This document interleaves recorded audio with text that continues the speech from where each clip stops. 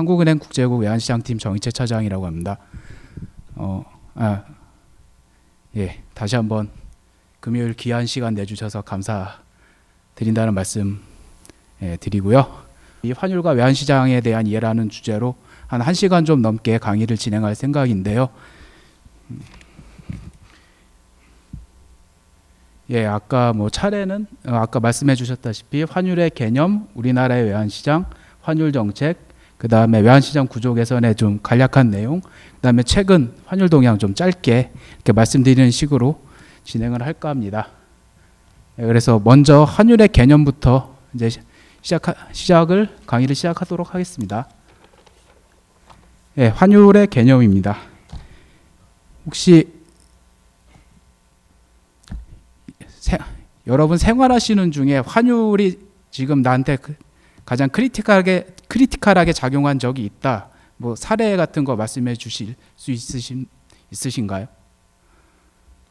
내가 뭘 하려고 그랬는데 환율 때문에 못했다던가, 아니면 내가 뭘 하고 싶었는데 환율이 너무 비싸가지고 아니면 너무 싸가지고 이러이러한 경험이 있다. 혹시 예, 방금 말씀 주셨다시피 해외 직구 할 때 환율이 되게 중요하게 작용을 하죠.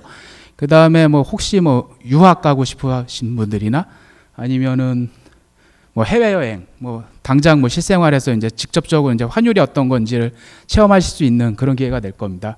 그 다음에 자동차 운전하시는 분들은 국제 유가랑 그 다음에 국제 유가 변동도 중요할 뿐만 아니라 환율이 어떻게 바뀌느냐, 왜냐하면 원유 같은 건 다 수입하는 것들이니까요.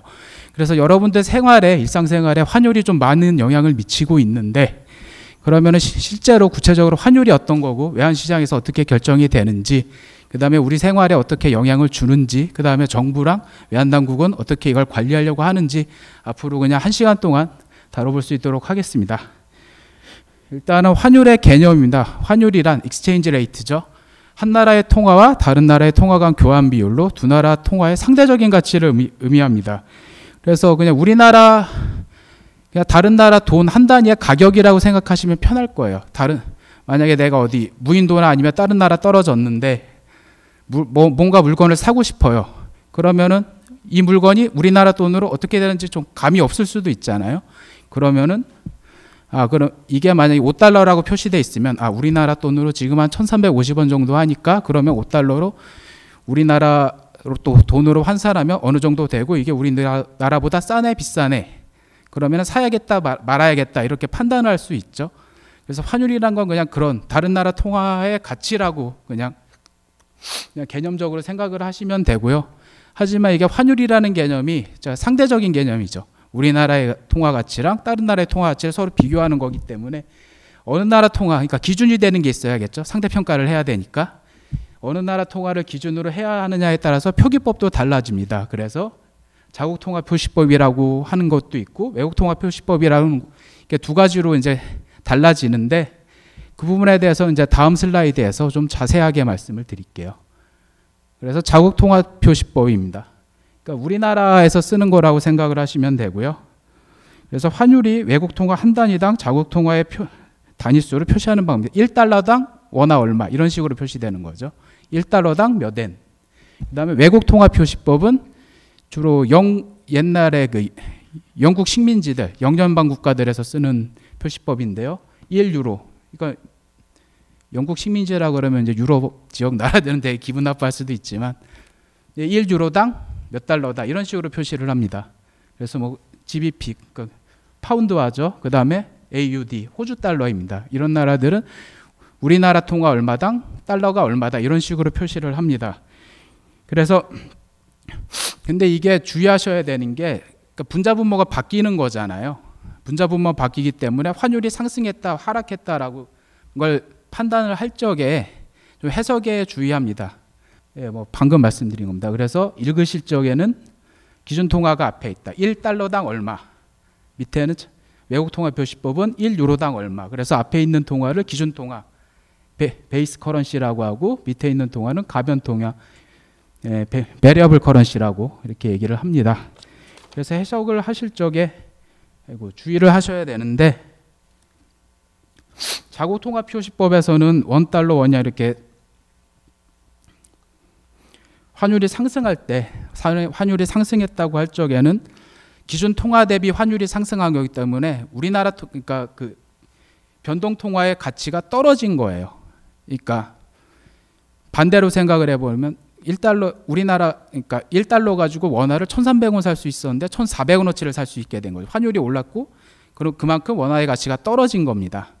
그런데 외국 통화 표시법은 그 정반대인 거죠. 1유로를 가지고 뭐 1달러를 살 수 있었는데 이제는 1.2달러를 살 수 있게 됐다. 그럼 환율이 상승한 거는 그만큼 유로 가치가 상승한 거죠.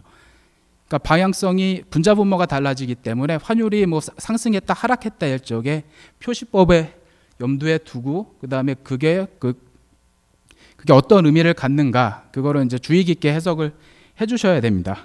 그래서 환율의 개념, 그러니까 지금 이거 환율 고시표를 지금 잠깐 보여드렸는데요. 우리나라 같은 경우에는 아까 말씀드렸다시피 1달러당 얼마 이런 식으로 직접 표시법으로 사용을 합니다. 그래서 원달러 환율이 상승했을 경우에는 달러 가치가 상승했다. 그 말은 곧 반대로 원화 가치가 하락했다. 이렇게 해석을 해주시면 됩니다.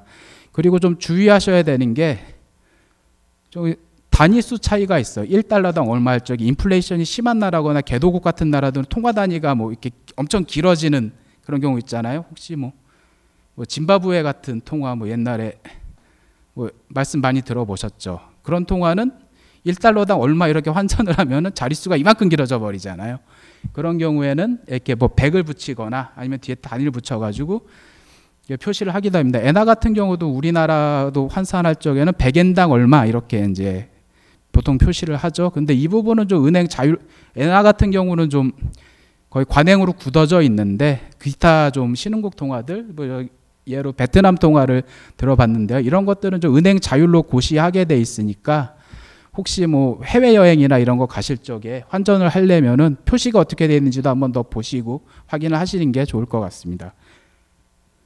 그 다음에 환율 표시 방법 통화 코드인데요. 이거는 뭐 그냥 간단합니다. 앞에 두 글자가 나라 이름이고요. 뒤에 하나는 그냥 통화 이름이에요. 그래서 KRW는 코리안 원이고요. 그 다음에 뭐 유명한 거 US 달러, 미국 달러입니다. 뭐 다 그냥 똑같은 원리로 돼 있어요. 싱가포르 달러, 그 다음에 뭐 일본 엔, 뭐 홍콩 달러, 인도 루피 이런 식으로 앞에 두 글자가 나라 이름이고 뒤에 하나가 그냥 통화 이름, 통화 단위라고 생각을 해주시면 됩니다. 그 다음에 환율의 개념입니다. 그러면 이제 지금까지 환율 표기법까지 한 10분 정도 했는데 이것도 이제 아까 좀 복잡하고 머리가 아프잖아요.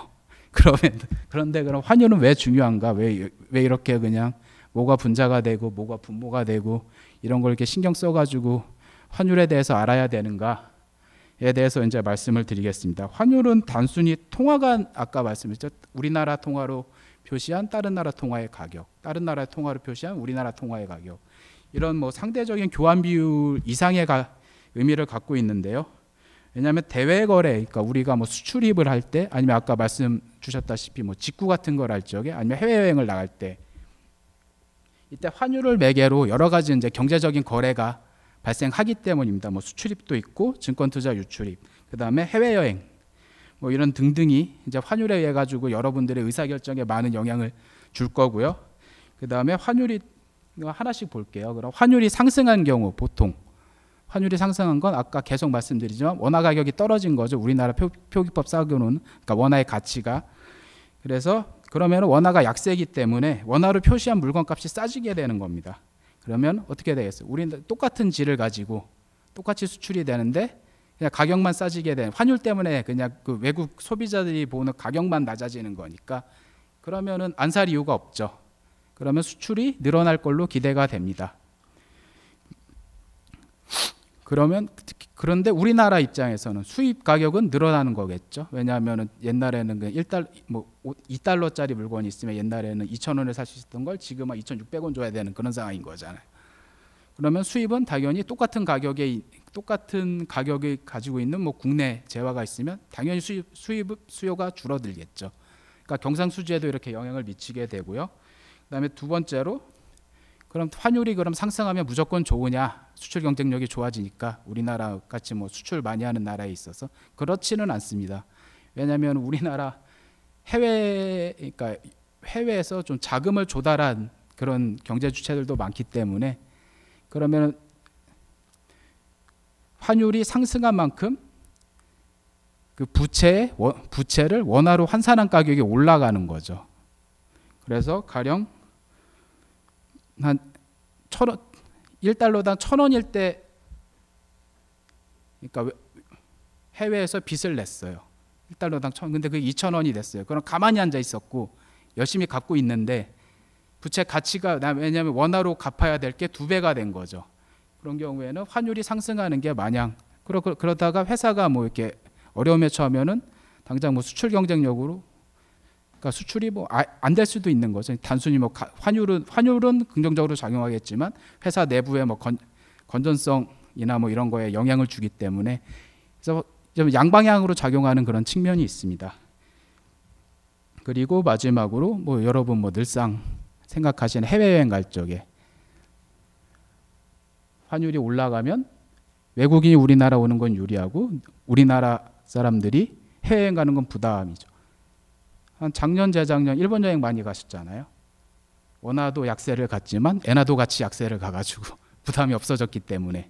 근데 더 웃기는 거는 그 반대로 일본인들이 해외여행을 가려고 해도 다른 나라는 비싸서 좀 꺼려지는데 한국이 그나마 좀 비슷하게 내려가가지고, 그래서 양방향으로 해외 관광객이 늘어났다라는 기사를 좀 재밌게 읽은 그런 기억이 있습니다. 그러면 그리고 이제 여기에 또 뭐 말씀 안 드린 게 있는데, 환율이라는 게 또 계속 변동하는 거잖아요. 그래서 그냥 미국, 만약에 제가 그냥 여유 자금이 있어가지고 해외 투자를 하고 싶은데, 그냥 이 나라 뭐 주식 시장 뭐 이렇게 계속 오른 뭐 과거 내역을 보니까 그렇게 오를 것 같진 않아요.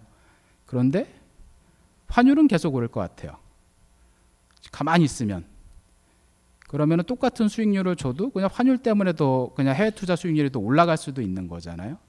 그러니까 환율에 대한 예상, 다 지금 환율뿐만 아니라 향후 환율에 대한 예상도 여러분들 경제적인 의사결정에 영향을 주고, 그게 실제적으로 자금 유출입이나 아니면 경제 활동에도 영향을 주기 때문에 환율이라는 건 이렇게 좀 많은, 좀 다양한 부분으로 영향을 많이 끼치고 있습니다.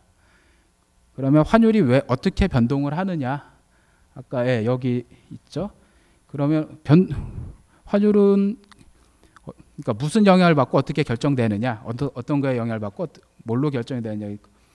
변동 환율 제도에서는 그냥 단순히 수급입니다. 우리 뭐 경제학 교과서에서 흔히 보는 수요와 공급이 일치하는 균형 가격에서 그냥 환율이 결정된다고 보시면 돼요. 그리고 고정 환율 제도에서 우리 뭐 경제원론 시간에 뭐 최저 가격제, 최고 가격제 이런 거 배우시잖아요.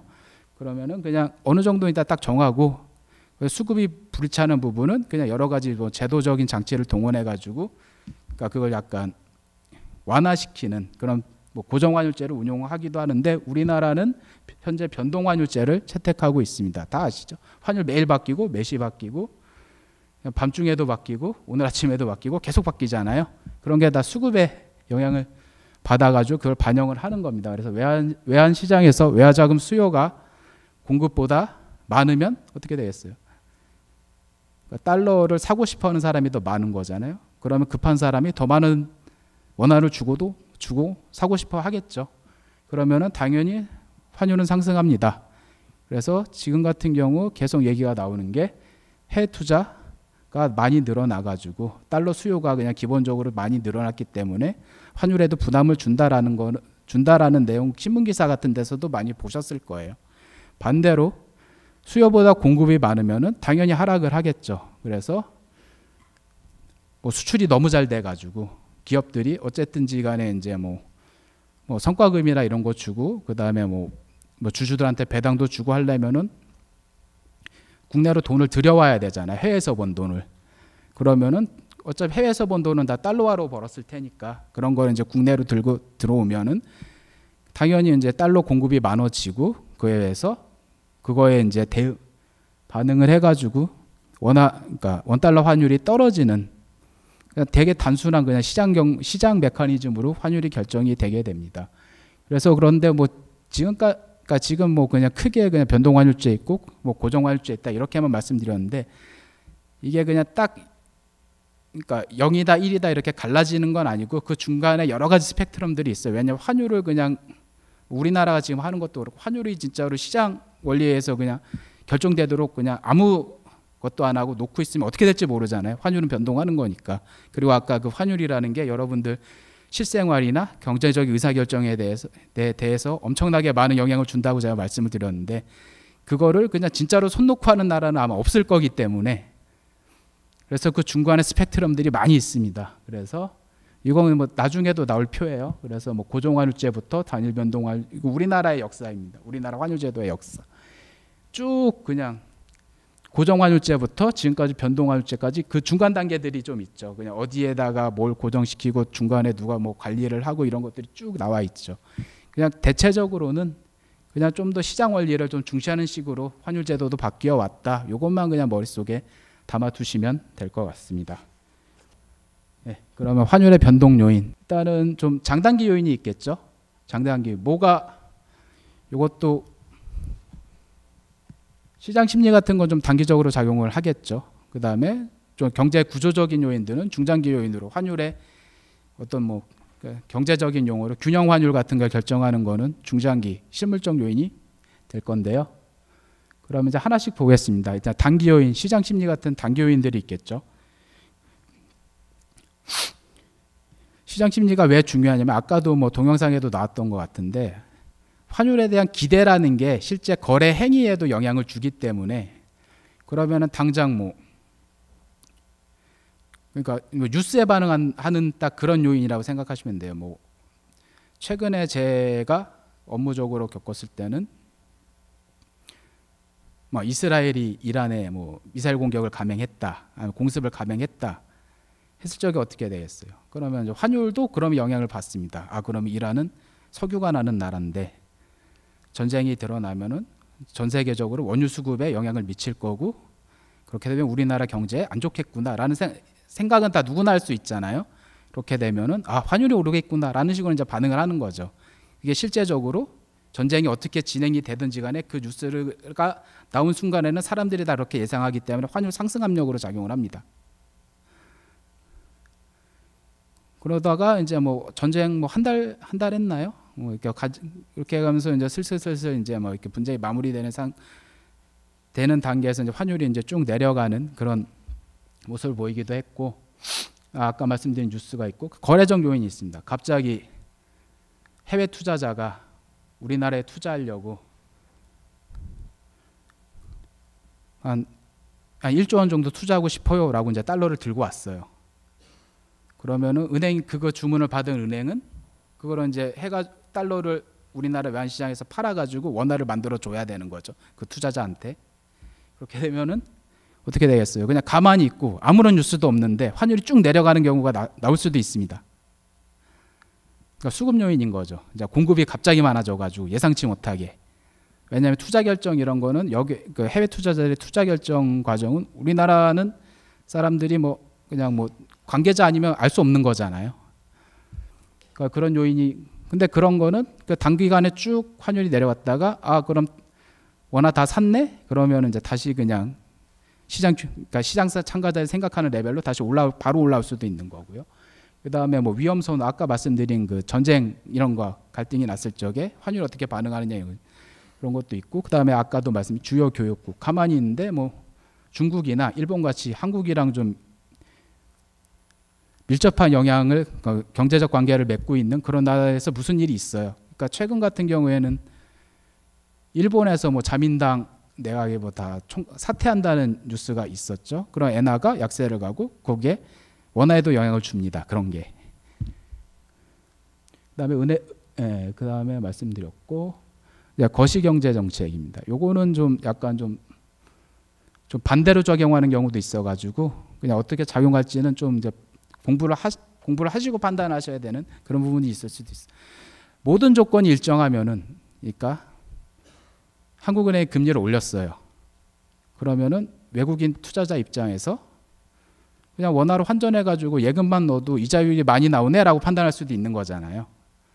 그럼 모든 조건이 일정하면은 아, 그럼 원화를 좀 사야겠다라는 수요가 생기는 거고 환율이 내려가겠죠. 그런 이제 통화 정책이 그런 식으로 이제 영향을 주고요. 물론 뭐 금리 결정하는 게 환율에 뭐 1대1로 바로 영향을 주는 건 아닙니다. 환율 같은 경우는 아까도 지금 아까 시장 심리부터 말씀을 드리고 있는데 여러 가지 요인들이 외환 시장 수급에 영향을 주고 그게 환율로 나오는 거기 때문에 뭐 단순히 금리 결정 때문에 뭐 환율이 오른다 내린다라고는 말씀 못 드리는데 그래도 아까 제가 강조하다시피 모든 조건이 일정하면은 그러니까 경제학 하신 분들은 다 익숙하신 그런 개념이죠.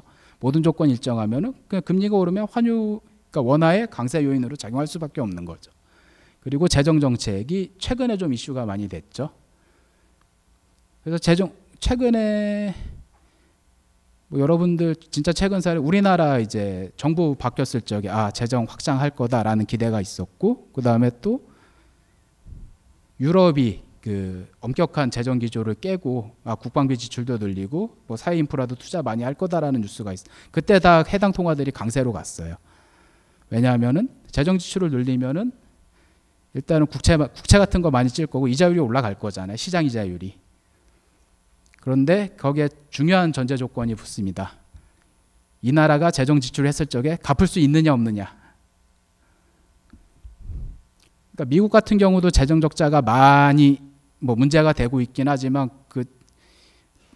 왜냐하면 그 기축통화기 때문에 달러와 빚을 달러로 못 갚는다라는 생각을 아무도 안 할 거잖아요. 별로 안 할 거잖아요. 하지만 최근 좀 뭐 영국이나 일본 같은 나라들 있죠. 그럼 얘네 이렇게 재정 건전성 우려가 있는데 얘네 나중에 정부 빚을 갚을 수 있을까? 아닐 것 같은데? 라는 판단을 하면은 금리가 아무리 올라가도 그 나라 통화를 갖고 싶은 사람 없을 겁니다. 그리고 그 비슷한 맥락으로 거시 건전성 정책이라는 것도 있어요. 그러니까 우리나라 금융기관들이 얼마나 건전하게 경영을 되고 있는지를 이제 규율하는 그런 정책을 할 수도 있는데 우리나라 같은 경우는 부동산 같은 뭐 시장이 너무 안 좋아서 근데 우리나라는 은행들이 다 외국한 은행들이 다 외환거래도 같이 하는데 그 은행이 부동산에 너무 많이 물려 있어가지고 뭐 손해를 많이 볼 것 같아요. 아니면 갖고 있는 자산들을 다 팔아야 될 것 같아요. 손해를 봐가지고 그러면은 이게 뭐 얘네들이 그러면은 그런 은행이 외환시장 가가지고 나 너랑 거래를 하고 싶다 다른 기관한테 가가지고 그러면 내가 널 뭘 믿고 이렇게 될 수 있는 거잖아. 그러니까 거래 상대방 입장에서는 너 곧 망할 수도 있을 것 같은데 그러면은 우리나라 외환시장에 외화 조달이 안 되게 되는 거죠. 그렇게 되면 환율도 그럼 올라갈 수밖에 없는 거죠. 금융 중개기관들의 건전성 같은 것도 좀 중요하게 작용을 하기 때문에 왜냐하면 우리 모두가 다 외환시장 나가가지고 원달러 거래할 수 있는 건 아니잖아요. 은행들이 이제 나가가지고 이제 해주는 거기 때문에 개별 금융기관들의 건전성이나 아니면 전체 금융 시스템의 건전성을 유지하는 것도 되게 중요하게 작용을 합니다.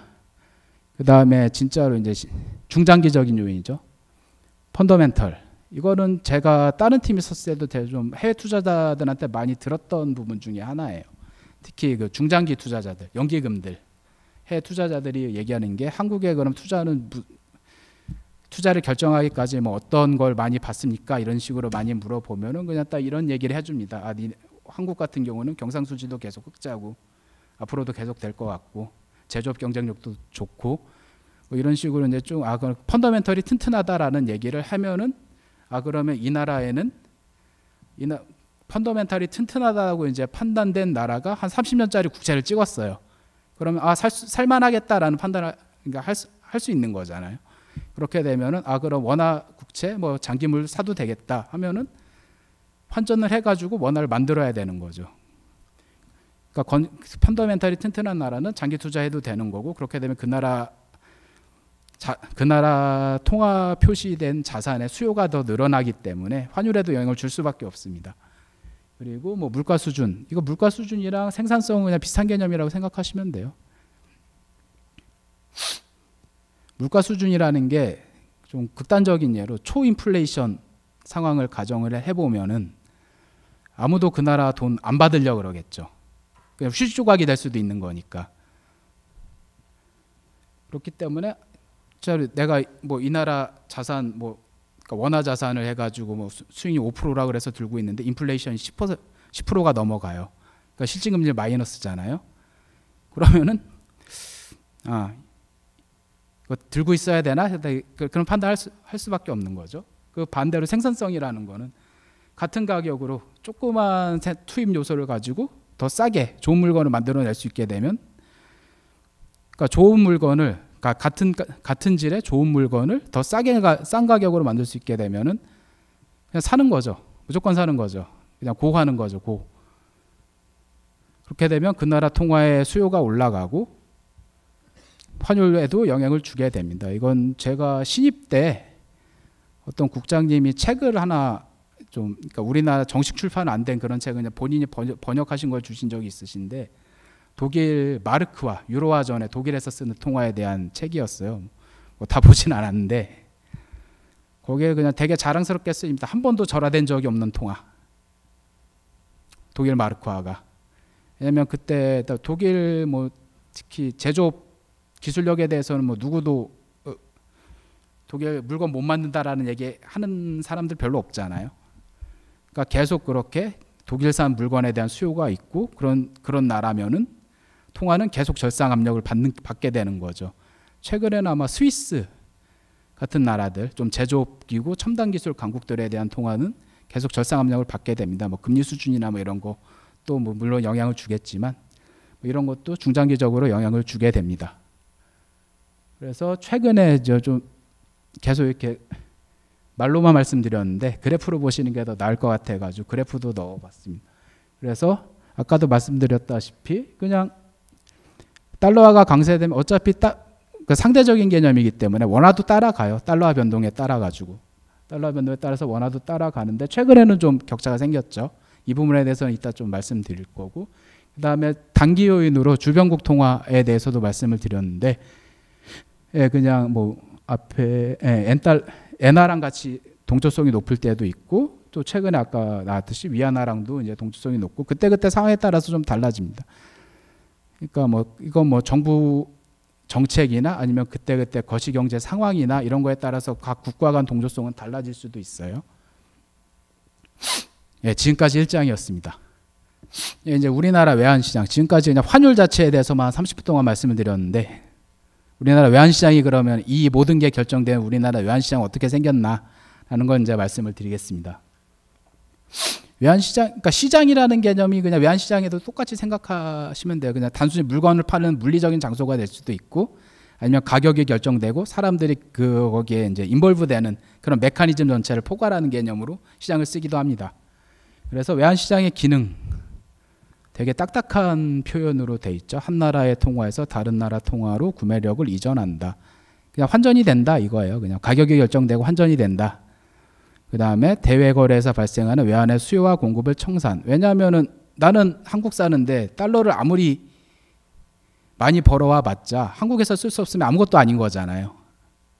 그래서 외환시장에서 그거를 이제 바꾸고, 그 다음에 달러 과부족, 뭐 원화 과부족이 이제 해소가 되고, 그러면서 그러니까 경제 주체들이 계속 그러면 이제 해외에서도 한국에서도 경제 활동을 영위할 수가 있게 되는 거죠.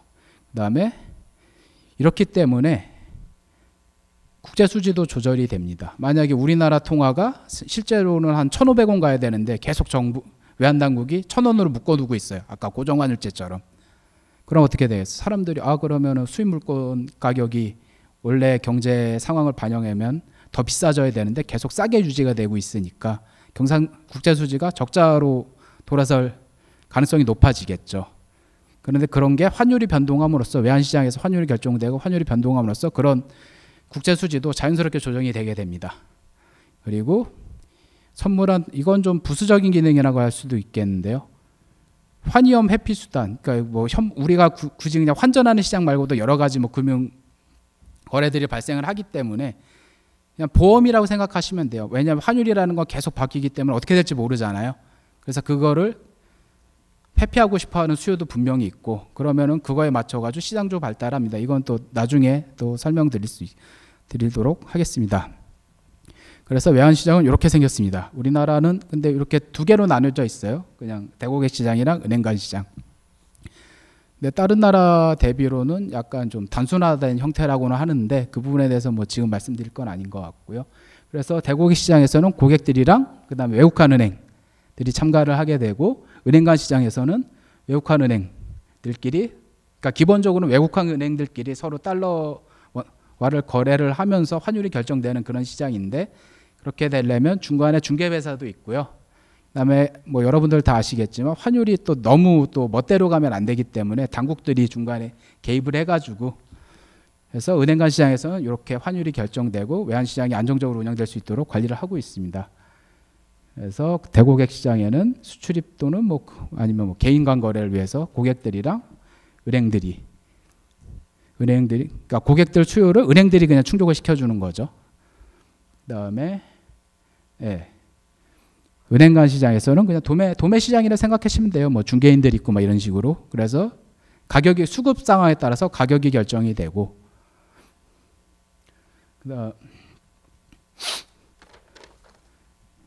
그래서 우리나라 이제 도매 시장에서 그러면 이제 소매는 뭐 1달러도 바꿔주잖아요. 은행 가면은. 그러니까 도매 시장에서 그럼 환율이 어떻게 거래되는가 말씀을 드리면은 일단은 우리나라에서 이제 직거래가 되는 거는 원달러랑 원위안 두 개가 있는데요. 뭐 보통은 그냥 원달러 생각하실 거예요. 원달러는 한 번에 100만 달러씩 거래를 합니다. 100만 달러면 지금 한 14억은 거의 가까이 되겠네요. 그게 거의 최소 단위예요. 그게 한 단위예요. 그 다음에 거래 시간은 뭐 나중에 말씀드릴 텐데 그 작년부터 새벽 2시까지로 연장이 됐습니다. 그리고 뭐 원위안도 그냥 그 우리나라 뭐 수출 기업 편의 이런 걸 위해 가지고 원위안 직거래 시장도 개장을 했고 거기는 그냥 3시 반에 끝나요. 기존대로. 그리고 근데 시장이 달라지기 때문에 환율도 조금 달라요. 그냥 다 아실 거예요. 그냥 우리가 그냥 경제통계 사이트나 이런 데 보는 환율이랑 은행 가서 보는 건 좀 다르잖아요. 왜냐하면 은행들이 이렇게 은행 간 시장에서 이렇게 거래를 해가지고 자기네들이 이제 손익이 나올 거잖아요. 그러면 손익을 더 맞추기 위해서 적정한 수수료를 붙여가지고 고객들한테 제시를 하기 때문에 왜냐하면은 그러니까 거래를 하려면은 이제 딜링 시스템도 만들어 놔야 되고 사람도 있어야 되고 이렇게 하기 때문에 어느 정도 마진을 붙일 수밖에 없습니다. 그래서 대고객 환율은 은행 간 시장에서 결정되는 것보단 약간 그러니까 약간 불리하다. 고객 입장에서는 그냥 그 정도만 생각해 주시면 되고요. 어쩔 수 없는 거 모든 시장의 가격들이 다 그런 식으로 결정이 되기 때문에 그래서 지금 요 화면 혹시 들어가 보신 분 계신가요? 우리나라 지금 한국은행 경제통계 사이트인데 환율이 여러 개가 있습니다. 혹시 여기서 상경계 전공하시는 학생분들 좀 손 좀 들어봐 주실 수 있으죠? 혹시 그럼 과제 때 나는 환율 관련된 과제가 나면 난 여기서 무슨 환율을 썼다 말씀해 주실 수 있으신 분 계신가요? 그건 제 개인적으로 저도 학교 다닐 때 아무것도 몰랐기 때문에 그냥 여기 있는 거 그냥 마음에 드는 거 골라서 썼습니다. 레포트 같은 거 내라 그러면은. 하지만 다 의미가 조금씩 다 달라요. 그리고 여기 있는 거 기본적으로 그냥 은행 간 시장 환율이라고 생각해 주시면 되고요. 아까도 여기서 뭐 그냥 뭐 시가, 고가, 저가 뭐 이런 거는 다 이제 뭐 되게 직관적인 의미라고 직관적으로 그냥 개장가, 장중 제일 높았던 가격, 장중 제일 낮았던 가격. 근데 우리나라는 지금 종가가 두 개가 됐죠. 왜냐하면 3시 반 환율이 작년 7월 전까지만 해도 3시 반에 외환시장 거래가 그러니까 은행 간 시장 거래가 끝났기 때문에 그거에 맞춰 가지고 다른 뭐 주식 거래나 이런 것들이 세팅되어 있는 것들이 많았어요. 그러니까 만약 해외 투자자 같은 경우에는 뭐 원화 채권이나 주식을 사고 싶은데 환율은 계속 변하니까 난 잘 모르겠고 그냥 3시 반에 장 끝날 적에 그때 결정되는 환율로 그냥 이렇게 외환 거래를 해주세요라고 주문을 내는 경우도 있었다 그러더라고요. 근데 그런 시장 관행이 아직 남아 있기 때문에 외환 시장 거래 시간이 새벽 2시까지 연장됐음에도 불구하고 이렇게 한번 끊고 갑니다. 그래가지고 3시 반 종가도 유지를 하고 그다음 새벽 2시 종가도 이제 새로 만들어진 거죠. 그리고 이제 제가 진짜 헷갈렸던 게 여기 매매 기준율입니다. 매매 기준율. 매매 기준율이 근데 이게 그냥 표준 환율인가 보다라고 저는 학생 때 생각을 했어요. 하지만 이게 의미를 보면은 그냥 은행 간 시장의 가중평균 환율입니다. 그러니까 실제로 이 환율로 거래가 안 썼을 수도 있어요. 장중에. 그런데 이게 왜냐하면은 나는 그냥 하루 동안 왜냐면 기업체들 입장에서 기업체가 재무팀인데 뭐 수입 물품 이런 거 결제를 해줘야 돼요. 그러면 뭐 달러를 조달을 해줘야 되는데 다른 일도 많은데 환율만 계속 볼 수는 없는 거잖아요. 다른 뭐 그냥 뭐 다른 뭐 납품 가격도 뭐 결제를 해줘야 되고 뭐 어떻게 다 해줘야 되는데 환율만 계속 볼 수는 없는 거니까 그냥 그날에 그냥 가중 평균 환율로 거래를 해주세요라고 은행에 주문을 낼 수도 있습니다.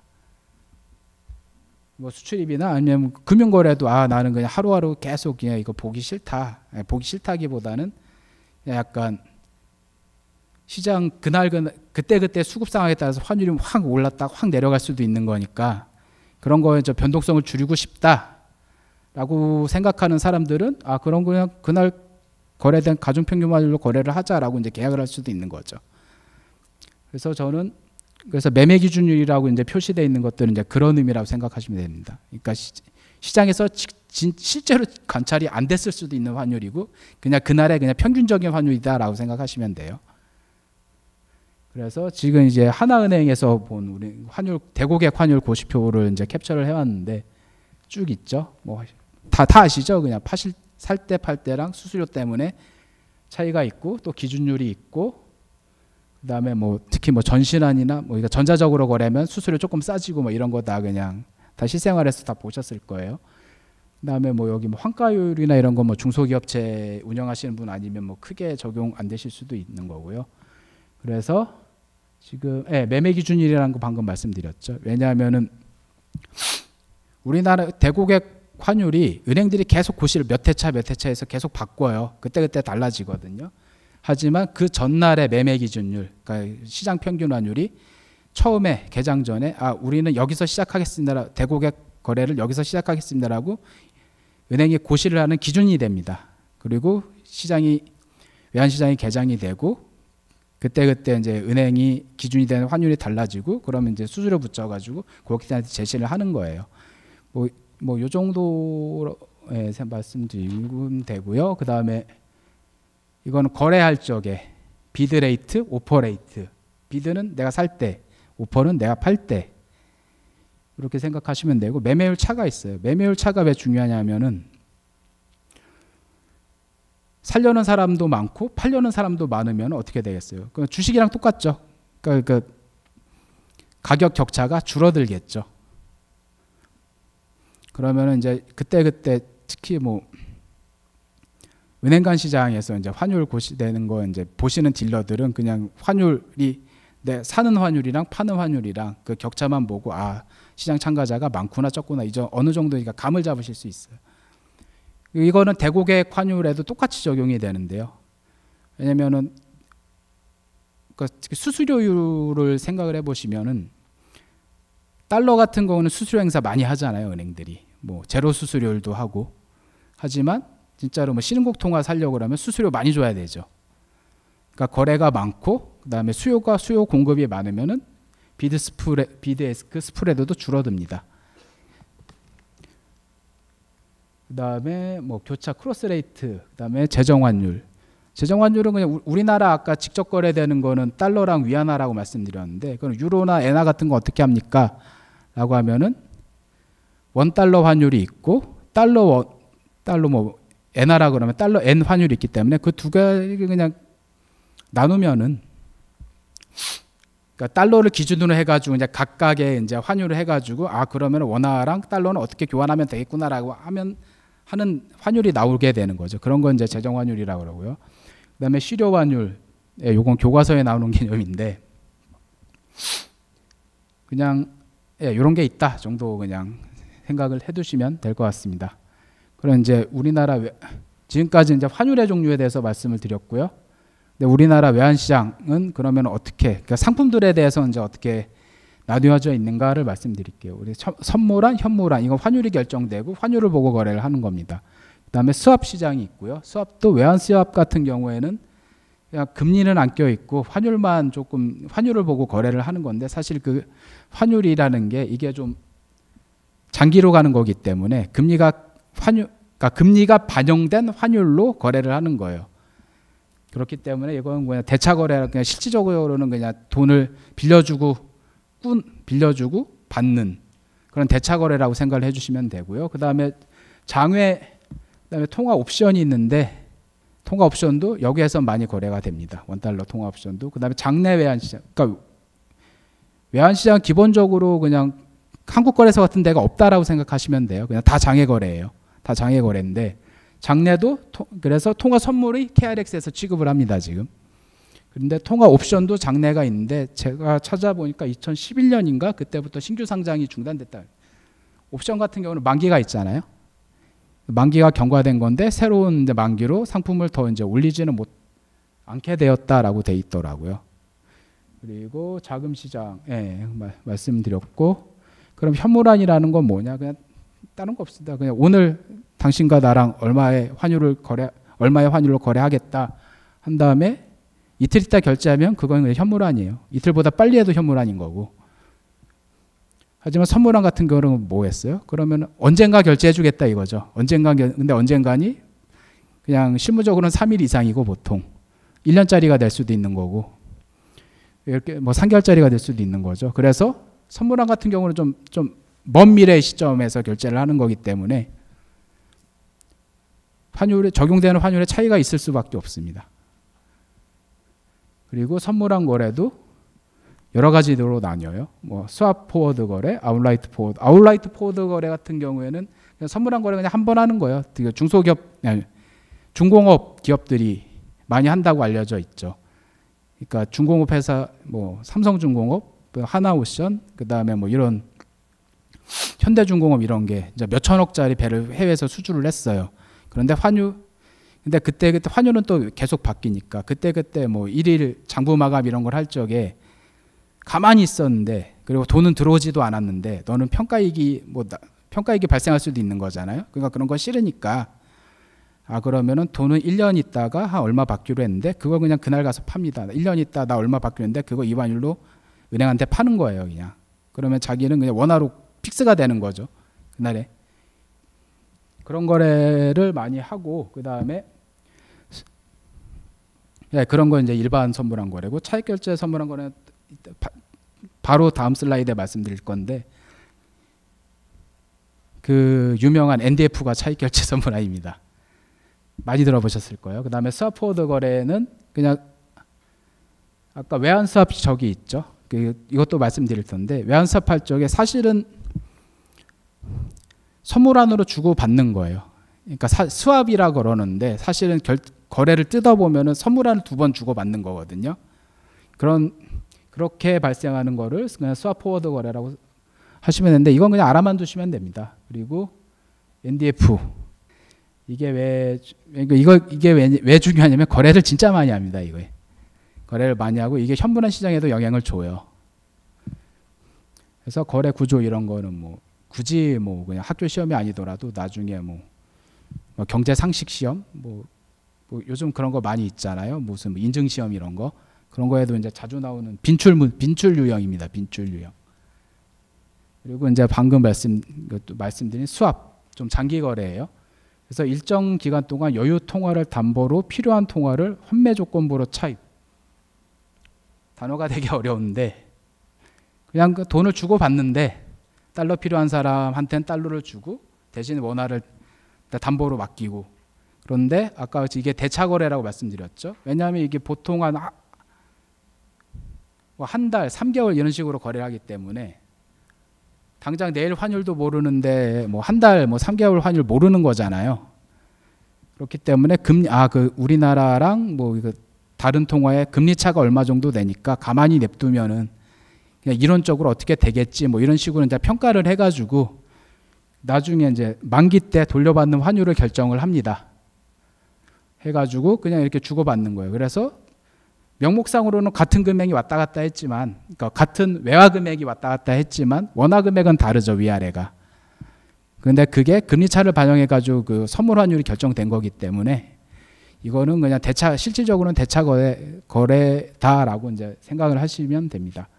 그리고 진짜 대차 거래, 통화 수합, 또 뭐 시사 이런 쪽으로 많이 보셨죠? 특히 뭐 중앙은행 간 통화 수합 이런 거, 뭐 안전망 뭐 이런 얘기도 많이 들어보셨을 텐데 이거는 그냥 계약 환율로 원금도 만기 때 그대로 주고 받아요. 대신에 진짜로 이자율이 적용이 됩니다. 이자를 서로 이제 주고 받는 걸 교환을 하는 거거든요. 그래서 이거는 진짜로 장기 1년 이상의 외화 조달할 적에 사용을 하는 거다라고 이제 생각을 해주시면 됩니다. 그다음에 우리나라 이제 이 장은 이제 마지막 내용. 이게 BIS에서 3년 동안 3년 주기로 외환시장 규모를 조사를 해요. 그래서 이제 가장 최근 게 2022년 건데 우리나라 외환시장 규모는 전체 15위 680억 달러 정도 되는 걸로 하루 평균 680억 달러 정도 거래가 되고 그런 원화가 포함된 외환 거래도 규모도 한 12위 한 1.9% 정도 되는 걸로 나와 있네요. 그리고 이거를 국내에서 나가는 보도 자료들인데 다 한국은행이 발표하는 자료들인데 숫자가 좀 다르죠. 숫자가 다른 걸 보실 수 있을 텐데 이게 아까 저기 조그맣게 제가 위에다가 해놨는데 이게 시장이 구분되어 있기 때문에 숫자도 약간 차이가 있어요. 그래서 보도 자료 같은 거 보실 적에도 약간 신경을 쓰셔야 됩니다. 그래서 옆에 있는 초록색으로 돼 있는 것들은 그러니까 전체 그러니까 BIS랑 거의 규모가 비슷해요. BIS 통계랑.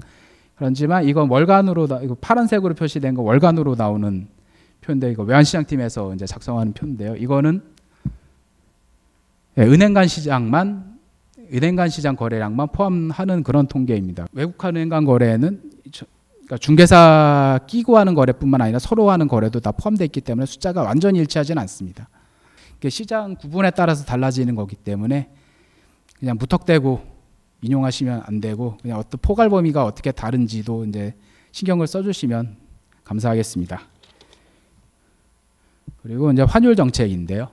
환율 정책 아까 말씀드렸죠. 아마 변동 환율제, 고정 환율제 말씀을 드렸는데 우리나라는 계속 그러니까 환율 결정의 시장 기능을 좀 이제 보장하는 식으로 환율 제도도 바꿔왔습니다. 그래서 이거 틀릴레마 이런 건 좀 교과서에도 많이 나오니까 지금은 넘어갈게요. 그래서 아까 방금 보셨던 표죠. 그래서 고정 환율제부터 지금의 변동 환율제까지 쭉 이어져 왔습니다. 그러면 지금 이제 제 파워포인트의 유일한 궁서체 그럼 외환시장 안정화 조치인데요. 이게 왜냐하면 이게 좀 잘 모르시는 분들이 또 민원 같은 것도 좀 제기를 하실 때가 있습니다. 환율이 뭐 이렇게 올랐는데 니네 왜 가만히 있냐 뭐 이런 식으로. 근데 저희는 다 원칙과 그에 따라서 외환시장 운영을 하고 있는 걸 말씀을 드리고 싶어가지고 궁서체로 폰트를 해놨는데 자율변동 환율제도를 채택하고 있는 우리나라 환율이 원칙적으로 그냥 시장 기능에 의해서 결정을 하게 하고 있고 대신에 진짜로 이상하게 시장 상황이 꼬여가지고 상황이 이상해질 때만 외환시장 안정화 조치를 하고 있습니다. 그래서 외환당국이 시장 안정화 조치가 외환시장에서 자국 통화를 대가 외화자산을 매입 또는 매각한 그러니까 물리적으로 이렇게 하는 거예요. 하지만 목적은 그냥 위에 있는 궁서체로 표시된 부분이라고 그러니까 환율이 그냥 올랐다 내렸다 이것만 보고 하는 건 아닙니다. 그냥 여러 가지 상황을 판단해 가지고 여기에 이제 부합할 때 그때 이제 검토를 하는 거예요. 그래서 구두 개입도 포함됩니다. 가장 최근 사례로는 작년 4월에 뭐 한미일 뭐 재무장관 뭐 공동성명 이런 게 있었죠. 환율 움직임을 뭐 주의 깊게 보고 있다.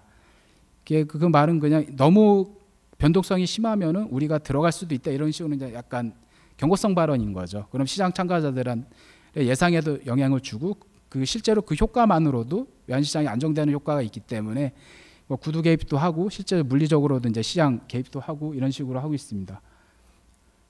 그래서 실시 원칙 아까도 뭐 계속 강조드리고 있지만 단순히 환율이 너무 올랐다 이런 식으로 그렇기 때문에 그냥 그러면 환율을 내려야겠네 뭐 이렇게 하는 거 아니에요. 그래서 단시간에 환율이 그러니까 원화만 이상하게 간다.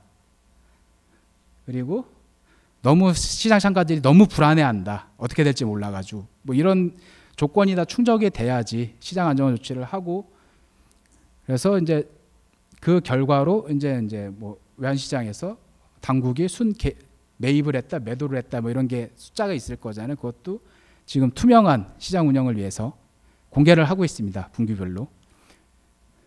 그래서 근데 이게 외환시장 실제로 개입을 하게 되면은 진짜 달러화를 거래를 하는 거기 때문에 외환보유고에 영향을 주게 되고요. 외환보유고에 영향을 주면 그 반대로 만약에 외환당국이 달러화를 매각하면은 그 반대급부로 그 달러화를 사가는 은행들은 원화를 당국한테 줘야 되는 거잖아요. 그러면 시중에 원화 자금이 없을 수도 있어요. 없어질 수도 있어요. 내가 당장 오늘 원화를 얼마를 결제를 해야 되는데 달러 사느라고 수중에 원화가 없네? 이렇게 될 수도 있는 거잖아요. 그렇게 되면 또 단기 자금 시장, 콜 시장 같은 데 가가지고 원화를 조달을 해야 되니까 그런 원화 자금 시장에도 영향을 줄 수가 있어요. 그렇기 때문에 우리는 이제 다 그러면 이제 원화에 이제 금융기관들이 가지고 있는 원화량에 영향을 최대한 덜 주는 방향으로 이렇게 외환시장 안정화 조치를 운영하고 있습니다. 그리고 이제 외환시장 구조 개선입니다. 작년 7월부터 뭐 알고 계신 분들은 계실 거예요. 그냥 뭐 흔히들은 뭐 새벽 2시까지 한대더라 뭐 이렇게만 그냥 이해하시는 분들도 계시는데 또 우리나라 외환시장 구조 개선은 뭐 다 아시다시피 개장 시간 연장, 그다음에 역내 외환시장 개방. 그냥 해외 기관 일정한 자격 요건을 갖춘 해외 금융기관들도 우리나라 외환시장에 들어와서 거래를 할 수 있게 되었어요. 그리고 시장 인프라 개선. 그러니까 뭐 이것도 약간 시장 인프라 개선 약간 좀 테크니컬한 부분이라 가지고 여러분들이 뭐 굳이 모르셔도 되는데 그냥 간략하게 말씀을 좀 이따 드리겠습니다. 그래서 이걸 왜 하느냐 하면은 해외 투자자들이 왜냐하면 우리나라는 아시아 동쪽 끝에 있으니까 거래를 하고 싶어도 외환시장 문을 닫아요. 그러니까 런던, 뭐 런던이나 뭐 이런 데 있는 사람들이 그래서 그러면은 원화를 사고 싶어도 못 사는 경우가 생기니까 그러면은 그냥 편한 시간에 내가 뭐 영국에 있는 투자자들이 뭐 우리나라 은행에 계좌를 가지고 있을 경우는 크게 없을 거죠. 많이 없을 거잖아요. 그러니까 니네들이 거래하고 있는 그냥 좀 유명한 금융기관들 통해 가지고 그냥 거래할 수 있게 해주는, 그러니까 우리나라 외환시장의 저변을 넓히는 그런 조치라고 생각을 해주시면 됩니다. 그래서 뭐 간략한 내용은 이렇습니다. 그래서 새벽 2시까지 연장된 거는 새벽 2시까지 연장하면 런던 시장이 문을 닫을 때까지 거래를 할 수 있어요. 기존에는 런던이 문 열면 한국은 이미 끝나 있었거든요. 그렇게 되는 거고, 그 다음에 해외 기관들이 이제 참가를 할 수 있게 돼 가지고 뭐 여러분들 뭐 다 아시는 유명한 해외 금융기관들이 지금 우리나라 외환시장에서 원달러 거래를 할 수 있게 되었습니다. 그리고 뭐 여러 가지 뭐 전자나 뭐 주식 뭐 이런 거 쓰이는 그런 뭐 매매 기법들도 선진적인 매매 기법들도 이제 사용을 할 수 있게 되었습니다. 그래서 지금까지 제가 마지막으로 확인해 본 게 전체 59개 글로벌 금융기관들이 이제 우리나라 은행간 시장에서 원달러 거래를 하고 싶다고 등록을 했고요. 보면 싱가포르 16개, 런던 14개 이렇게 돼 있죠. 그러니까 각 시간대 아시아 타임존에는 싱가포르, 뭐 유럽 타임존에는 런던 이런 식으로 이제 각 금융 중심지 중심으로 금융기관들이 이제 등록을 많이 했습니다. 그리고 이 과정에서 그러면 외환시장 풀어줬는데 실수요가 없으면 안 되잖아요.